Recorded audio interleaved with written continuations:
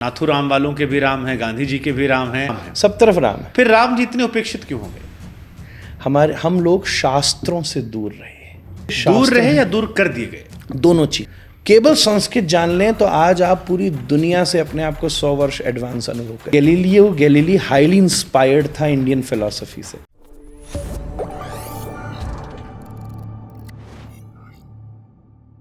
कई बार मैं सियासत में देखता हूँ, नाथूराम वालों के भी राम हैं, गांधी जी के भी राम हैं, दोनों तरफ से राम है, सब तरफ राम है। फिर राम जी इतने उपेक्षित क्यों हो गए?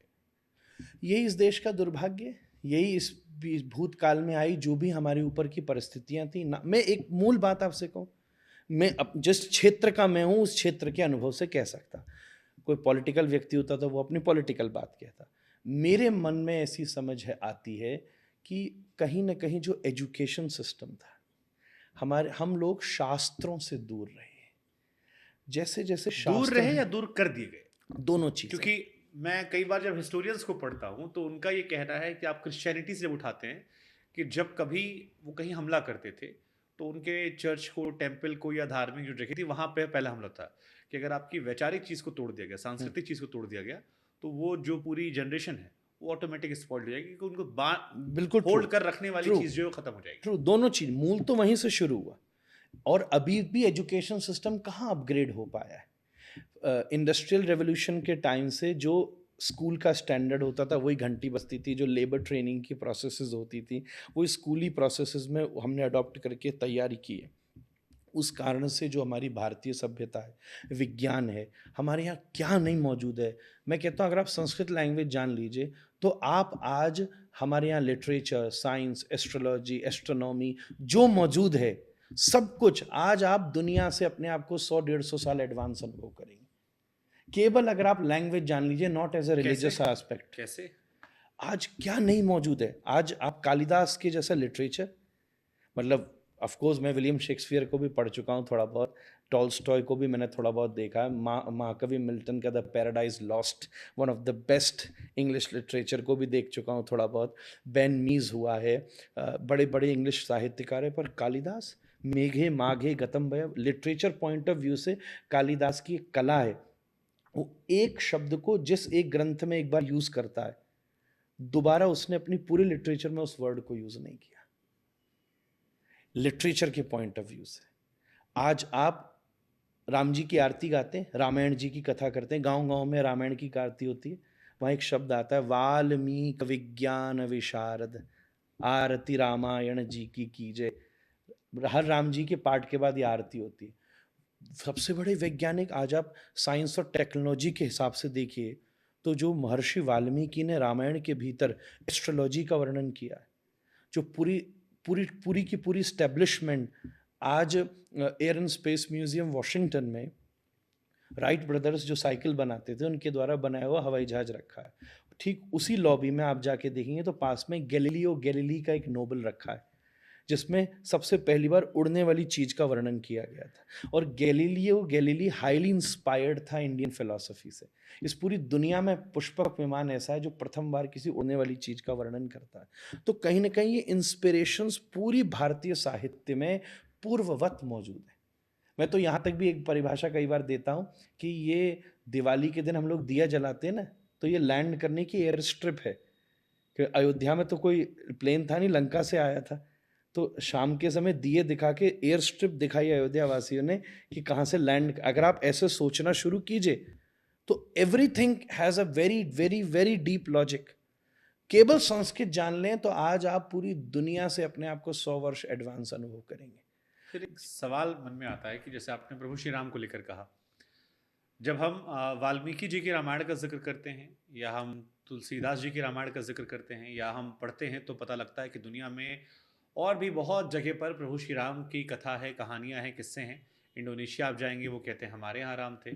नेपाल में भी कई कहानियाँ चलती हैं कि वो कहते हैं सीता जी हमारे यहाँ हुई, कुछ लोग कहते हैं बिहार में हुई। दुनिया कई देशों में कहानियाँ हैं।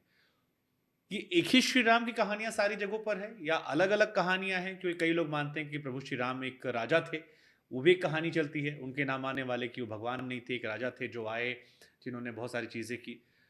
प्रभु श्री राम कौन है, एक सवाल ये। और जो ये दुनिया के अलग अलग देशों में भी कहानियां हैं, रामायण से मिलती जुलती कहानियां, वही उनकी अपनी अपनी रामचरितमानस, क्योंकि रामचरितमानस कई हैं, सैकड़ों की संख्या में। तो वो कैसे अलग हैं हमारी रामायण से, या कैसे प्रभु की लीला अलग अलग है? देखिए, सबसे आदि रामायण तो वाल्मीकि रामायण ही है। फर्स्ट जब राम जी इस धरती पर लीला कर रहे हैं, उस टाइम महर्षि वाल्मीकि ने सबसे पहला श्लोक ही है, नारद जी से पूछा, अस्मिन् सांप्रतम लोके, इस समय इस धरती पर कौन ऐसा महाव्यक्तित्व भगवान है जिसके विषय में मैं कुछ लिखूं। तो नारद जी ने बताया और वाल्मीकि जी ने रामायण लिखी। तो one of the ancient and oldest, तो वही इस समय मौजूद है और सर्वज्ञ स्वीकार भी है। अब आपने पहला प्रश्न किया कि राम कौन है। मैं कहूँ, वेद भी सब कुछ कहने के बाद जिसको नेति कह देता है, जो अव्यक्त है, जो अचिंत्य है, जो अनहद है, जो सदचिद आनंद है, ये तो सब एक शास्त्र की ऊंची ऊंची बातें हो गई। फिर भी अगर बिल्कुल नम्र भाषा और विनम्रता से आपसे निवेदन करूं, तो इस पूरी दुनिया में जितना सत्य है, इस पूरी दुनिया में जितना दया है, और इस पूरी दुनिया में जितना प्रेम है, ये तीन चीज को घोलिए। जैसे चावल, दूध और चीनी घोलते हैं तो खीर बनता है, ऐसी सत्य, दया और प्रेम को घोलिए तो एक चीज बनती है, उनका नाम है श्री राम। उस श्री राम को जो टेस्ट कर लेता है, उसके जीवन में सत्य आ जाता है, कंपैशन आ जाता है, उसके जीवन में प्रेम आ जाता है, वो प्रेम के अस्तित्व को समझ लेता है, चरित्र आ जाता है। ये सब राम है। अब आपने बात कही कि अलग अलग रामायण क्यों, क्योंकि रामायण खुद ही कहती है रामायण सतकोटि और अपार। अलग अलग समय काल में भी है। हाँ, मेटावर्स, आज आप मेटावर्स की बात कर रहे हैं, हमारे वैदिक शास्त्र मेटावर्स की बात हजारों साल पहले कर चुके हैं। स्कंद पुराण में वर्णन आता है, ये तो सब जानते हैं कि there are many planets in solar system, but nobody knows the exact number of it. Skanda Purana specifically says 3.5 crore ब्रह्मांड हैं दुनिया में। 3.5 करोड़ ब्रह्मांडों में हर जगह का टाइम और स्पेस अलग अलग है। आज मेटावर्स भी ये बात करता है। लेटेस्ट को एक मूवी भी आई है, मैं नाम भूल रहा हूँ, मैं फ्लाइट में था तब मैंने उसका थोड़ा सा आधा देख पाया, फिर फ्लाइट लैंड कर गई and then I got busy. तो फ्लाइट में थोड़ा बहुत मैं देख लेता हूँ, जो इस मेटावर्स की मल्टी पर्सनैलिटीज़ की बात करती है कि एक ही व्यक्ति अलग अलग प्लैनेट्स पे अलग अलग टाइम और स्पेस में मौजूद है। हॉलीवुड की मूवी है, अभी नाम मैं भूल रहा हूँ। No, not the doctor strange, अभी अभी मैं सर्च करके बताऊँगा। तो वो आधुनिक मूवी है। तो इसको हमारे शास्त्रों में कल्प भेद कहा गया है। कल्प भेद, इसका इसलिए शब्द लिखा है कल्प भेद। कल्प भेद का एक और मतलब ये समझिए कि सतयुग, त्रेता, द्वापर बदल बदल के आता है। तो जब जब त्रेता आता है समय समय पर, तब तब राम जी अलग अलग रूपों में अवतार लेते हैं इसी लोक में। फिर से जब आगे त्रेता आएगा, फिर से अवतार लेंगे, तो उस समय फिर से रामायण लिखी जाएगी। कहीं ना कहीं डिफरेंसेस इस हिसाब से आते हैं। और दूसरी एक चीज और कहूंगा, इसी टाइम पे मैं और आप बात कर रहे हैं ना, तो किसी दूसरे सोलर सिस्टम में कि दूसरी पृथ्वी पर, वहां अभी त्रेता चल रहा है और मैं मिश्रा जी आपसे बात कर रहा हूं और वहां राम शबरी के बेर खा रहे हैं।